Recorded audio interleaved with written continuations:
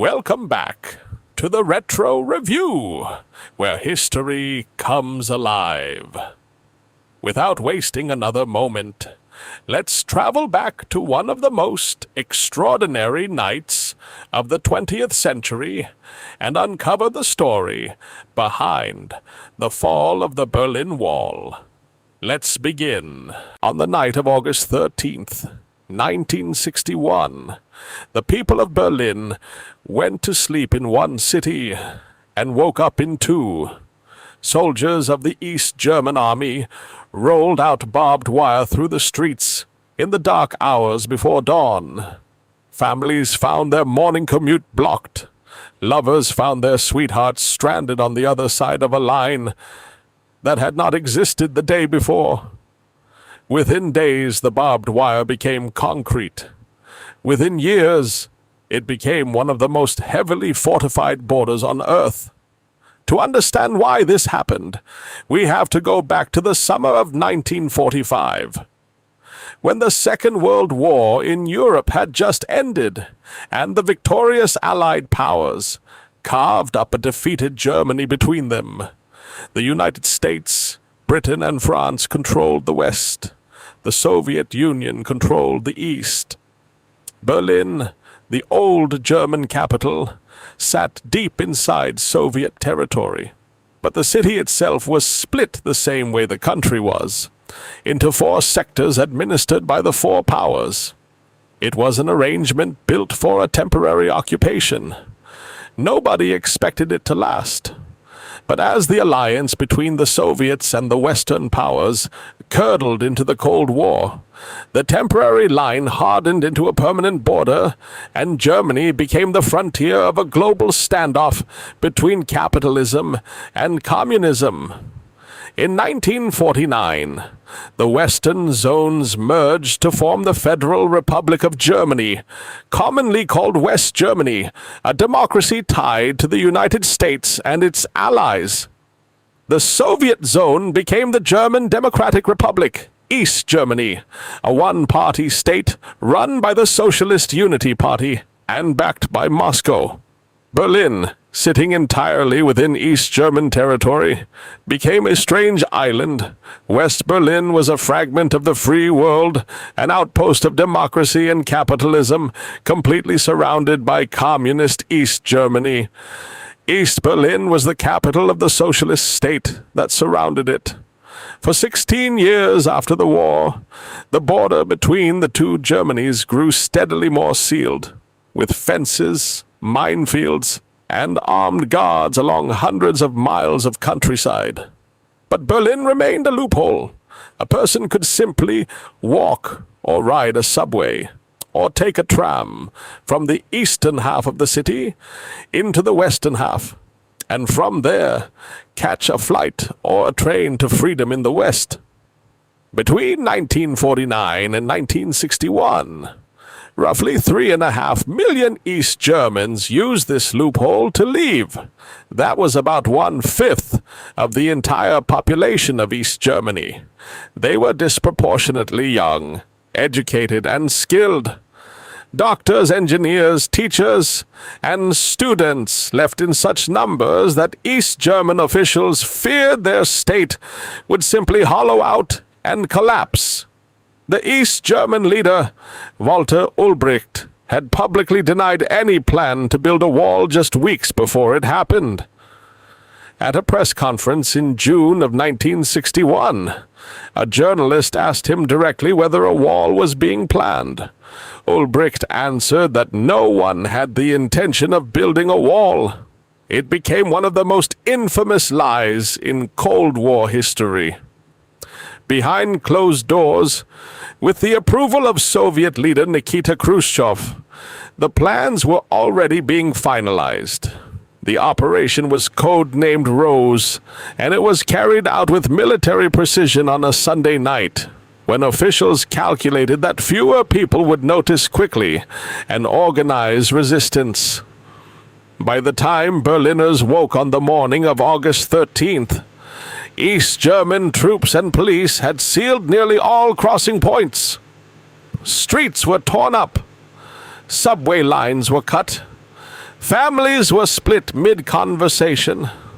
A young East German soldier named Konrad Schumann became one of the most photographed figures of the entire Cold War just 2 days later, when a photojournalist captured him leaping over a coil of barbed wire into West Berlin, his rifle slung across his body in a single desperate bound toward freedom. That photograph, titled Leap into Freedom, would circulate around the world as a symbol of everything the wall represented. Over the following months, the barbed wire was replaced with concrete block, then with a more sophisticated system entirely. By the 1980s, the Berlin Wall was not really a single wall at all. It was a border complex nearly 100 miles long, encircling the whole of West Berlin. It included 2 parallel walls with a no-man's land between them that East Germans grimly nicknamed the Death Strip. That strip contained raked sand to reveal footprints, floodlights, anti-vehicle trenches, guard dogs on running leads, nearly 300 watchtowers, and orders for border guards to shoot anyone attempting to cross. For the 28 years that the wall stood, it was not an abstraction. It ran through the middle of neighborhoods, through cemeteries, and in one famous case, directly alongside an apartment building, where residents on upper floors could look out their windows into West Berlin, while the building's own front door had been bricked shut. Families who lived on Bernauer Strasse discovered they were suddenly trapped inside their own homes, since the building facade formed part of the border itself. Some people jumped from upper-story windows into nets held by West Berlin firefighters below, in full view of photographers, before East German authorities bricked up the windows entirely. Estimates vary, but historians believe that at least 140 people, and possibly as many as 200, died attempting to cross the Berlin Wall between 1961 and 1989. The most famous of these deaths came in August of 1962, less than a year after construction began. An 18-year-old bricklayer named Peter Fechter tried to climb the wall near Checkpoint Charlie with a friend. His friend made it over. Fechter was shot by East German border guards and fell back into the death strip, where he lay in view of crowds on both sides for nearly an hour, bleeding, before anyone came to move him. He died shortly after being carried away. His death became a rallying symbol against the brutality of the border and against the failure, as many saw it, of Western forces to intervene, even though they were watching the entire time. Not everyone who tried to cross died, and the ingenuity of those who succeeded became legendary. People tunneled under the wall from basements. A group of students dug a tunnel more than 140 meters long, nicknamed Tunnel 57, for the number of people it helped escape in 2 nights in 1964. Others built homemade hot air balloons. In September of 1979, 2 families, the Strelziks and the Wetzels, sewed together scraps of fabric over months to construct a balloon nearly 28 meters tall, and flew for almost 30 minutes at heights of over 2,000 meters before crash landing in a field in West Germany, having crossed the border entirely by air. Their story was later dramatized in film. Others still hid in modified car compartments, swam through canals, or used forged documents at checkpoints, including the most famous crossing point of all, Checkpoint Charlie, the single crossing reserved for Allied personnel and foreign diplomats, which became a flashpoint of direct military tension in October of 1961, when American and Soviet tanks faced off barrel to barrel for 16 tense hours. The closest the 2 superpowers came to direct confrontation over Berlin itself. Meanwhile, Life inside East Germany proceeded under the watch of one of history's most pervasive surveillance states. The Ministry for State Security, known as the Stasi, built a network of informants so vast that by some estimates, 1 in every 63 East German citizens was working for it in some capacity, whether as a full-time officer or an unofficial collaborator, reporting on neighbors, co-workers, and even family members. Ordinary East Germans learned to be careful about what they said, and to whom, even inside their own homes. And yet East Germany was also, in the state's own telling, a place of stability, subsidized housing, guaranteed employment, and social programs. And many citizens built full and ordinary lives there, raising families, pursuing careers, and finding community, even as the walls stood as a permanent reminder of what they could not do freely. This complexity matters because the story of the wall's fall is not simply the story of an evil system crumbling. It is the story of ordinary people on both sides whose patience for the arrangement finally ran out. By the second half of the 1980s, the ground beneath the entire Eastern Bloc was shifting. In the Soviet Union, Mikhail Gorbachev had introduced two policies that would prove impossible to contain within Soviet borders alone. Glasnost, meaning openness, encouraged public discussion and a loosening of censorship. Perestroika, meaning restructuring, attempted to reform a stagnant Soviet economy. Gorbachev also signaled, unlike his predecessors, that Moscow would no longer automatically send tanks to prop up unpopular communist governments in Eastern Europe. This was an enormous, if quiet, break from the doctrine that had crushed uprisings in Hungary in 1956 and Czechoslovakia in 1968. East Germany's aging leadership, particularly Erich Honecker, who had personally overseen the original construction of the wall back in 1961, resisted these reforms entirely. Honecker insisted East Germany would not follow Gorbachev's path. But the people of East Germany were watching what was happening elsewhere, and they wanted the same opening. The first crack appeared not in Berlin, but in Hungary. In May of 1989, Hungary's reformist government began dismantling its own border fence with Austria, part of what had been called the Iron Curtain. Crucially, Hungary did not seal its border to East German tourists, who were permitted to travel there as a fellow socialist country. Word spread quickly. Tens of thousands of East Germans began traveling to Hungary that summer, not as tourists, but as escapees in waiting. On September 11th, 1989, Hungary formally opened its border with Austria to East German citizens. In a matter of days, more than 13,000 East Germans crossed into the West through Hungary. It was the first mass exodus of East Germans across an international border since the wall had gone up 28 years earlier, and Hungary had made clear it would not stop them.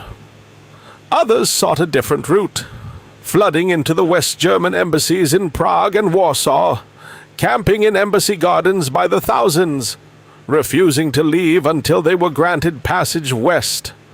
The images of crowded embassy grounds, families sleeping outdoors, became a source of enormous embarrassment for the East German government, and a signal to its own citizens that the system's walls, both literal and political, were no longer holding.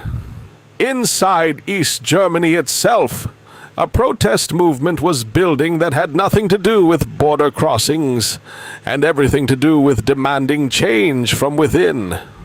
In the city of Leipzig, small prayer meetings for peace at St. Nicholas Church had been taking place every Monday since the early 1980s, largely tolerated by authorities as a minor religious gathering.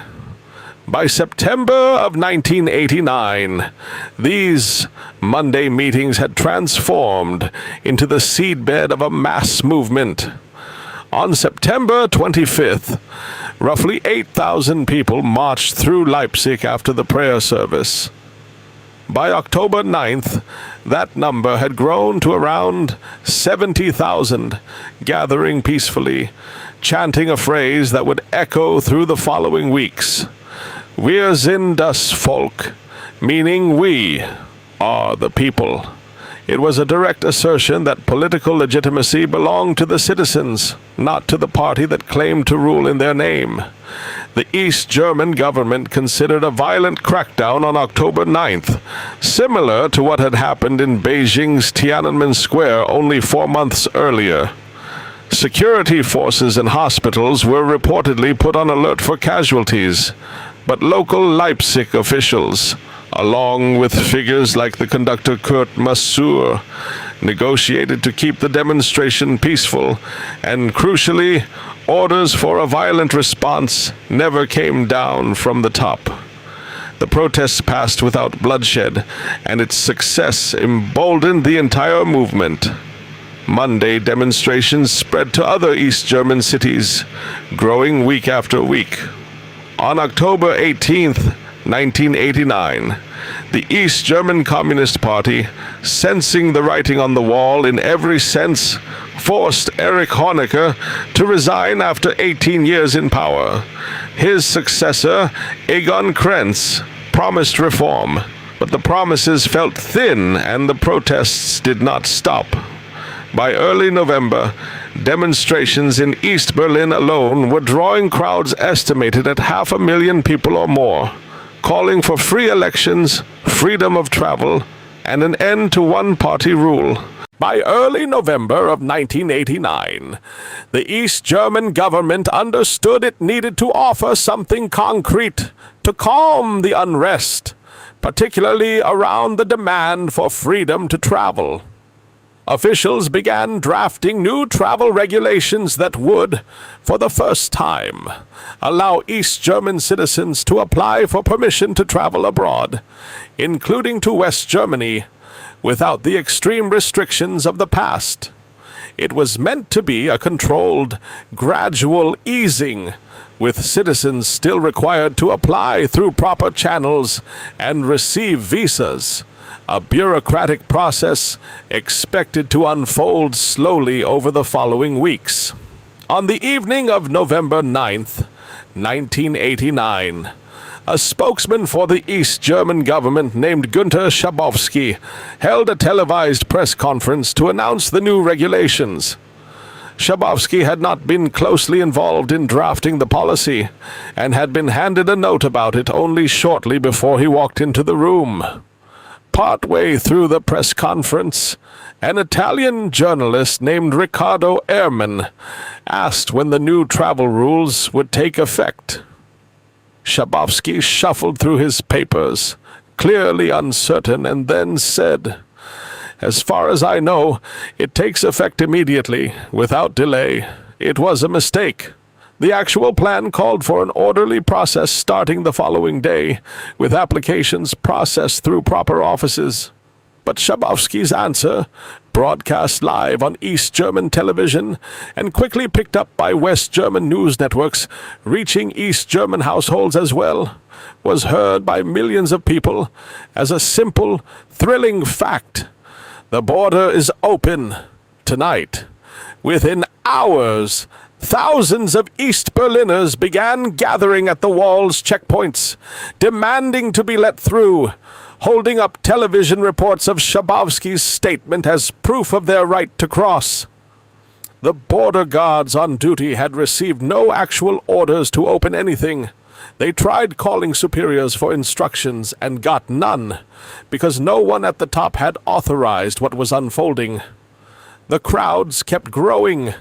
By around 11 o'clock that night, a guard commander at the Bornholmer Strasse crossing facing a crowd of thousands with no backup plan and no way to hold the line, made the decision on his own authority to simply open the gate rather than risk a violent crush or being forced to fire on unarmed civilians. It was an individual choice made under enormous pressure, not a directive from Berlin or Moscow. Other checkpoints followed within the hour. What happened next has become one of the defining images of the 20th century. East and West Berliners climbed on top of the wall itself, dancing, embracing strangers, singing. People brought hammers and chisels and began chipping away chunks of concrete as souvenirs, creating what came to be called wall woodpeckers, the nickname for citizens hacking at the barrier with hand tools through the night. Champagne bottles were passed between people who, that morning, had been separated by an armed border. Total strangers hugged and wept in the streets. West Berlin Mayor Walter Momper stood atop the wall near the Brandenburg Gate that night and remarked that the German people were the happiest people in the world that evening. Crucially, not a single shot was fired that night, in a place where lethal force had been standard policy for 28 years. The Soviet Union, whose approval or intervention might have once been assumed necessary for a change of this magnitude, made no move to stop it. Gorbachev's government had already signaled it would not intervene militarily in the internal affairs of its Eastern European allies. And that restraint, that absence of tanks in the streets, was in many ways as important as anything Schabowski said at his press conference. The events of that November night did not stay confined to Berlin. Television networks around the world interrupted their regular programming to carry live footage of citizens dancing atop the wall. And the images traveled faster than any government's ability to respond to them. In Washington, President George H.W. Bush was reportedly urged by advisers to make a triumphant public statement declaring victory in the Cold War, standing right there in the Oval Office. He chose instead to respond with visible restraint, telling reporters simply that he was pleased and deliberately avoiding language that might embarrass Gorbachev or provoke a hardline backlash within the Soviet Union that could still, in theory, reverse everything happening on the ground. It was a quiet decision that many historians later credited with helping the transition unfold peacefully, rather than triggering a crisis of Soviet prestige. In Moscow, Gorbachev faced pressure from hardliners within his own government, who saw the collapse of East German authority as a dangerous precedent, one that might inspire similar uprisings across the Soviet Union's own restive republics. Within 2 years, that is precisely what happened. The loosening of control that allowed the Berlin Wall to fall without bloodshed rippled outward, contributing to a wave of revolutions across Poland, Czechoslovakia, Hungary, Bulgaria, and Romania throughout the final months of 1989. A period so compressed and so consequential that it became known simply as the Autumn of Nations. By December of 1991, the Soviet Union itself had dissolved entirely, and Gorbachev, the man whose reforms had unintentionally set so much of this in motion, resigned as its final leader. For West Germans, the wall's fall raised immediate and deeply personal questions, since millions had close relatives on the other side, whom they had not seen in decades, except through carefully monitored, infrequent visits. Elderly parents were reunited with children who had grown into adulthood behind the wall. Siblings who had last spoken as teenagers met again as middle-aged strangers, working to rebuild relationships across nearly 3 decades of separation. West German Chancellor Helmut Kohl, who happened to be on an official visit to Poland when the wall opened, rushed back to Berlin and within days presented a 10-point plan for gradual reunification, a process he initially expected might take years, but which, driven by the sheer momentum of public will on both sides, compressed into less than a single year. The wall did not disappear overnight after November 9th, but its power did. In the days that followed, official crossing points multiplied, and border controls effectively dissolved. Recognizing reality, East German authorities began sanctioning the demolition that citizens had already started with their own hands. Over the following months, construction crews and citizens together dismantled the wall piece by piece. Sections were sold as souvenirs, given to museums around the world, or simply broken down as rubble. Today, fragments of the Berlin Wall stand in dozens of countries, including outside the headquarters of the Central Intelligence Agency in Virginia and inside the men's restroom of a casino in Las Vegas. A strange afterlife for a structure once patrolled by armed guards under standing shoot-to-kill orders. The political consequences moved even faster than anyone expected. Free elections were held in East Germany in March of 1990, and the results overwhelmingly favored parties supporting rapid reunification with the West, rather than a reformed but separate socialist state. Negotiations between East and West Germany, together with the four wartime Allied powers, who still technically held certain rights over Germany, produced what became known as the 2+4 Treaty, finalized in September of 1990, restoring full sovereignty to a united Germany. On October 3, 1990, less than 11 months after the wall fell, East and West Germany formally reunified into a single nation. That date, October 3rd, is celebrated in Germany today as National Unity Day. Reunification was not simple or painless.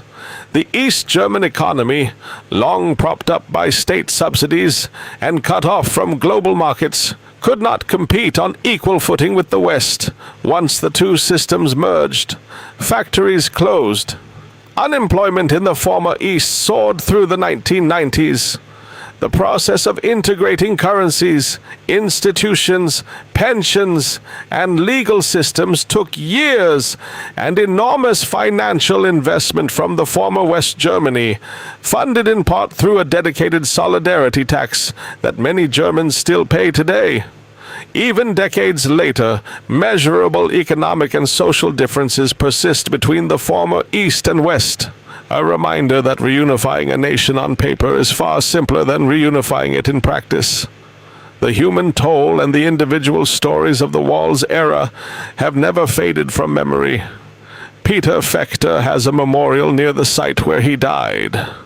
Konrad Schumann, the soldier who leapt to freedom in 1961, eventually settled in West Germany, but reportedly struggled for years with the psychological weight of having been photographed at the single most symbolic moment of his life, and died in 1998.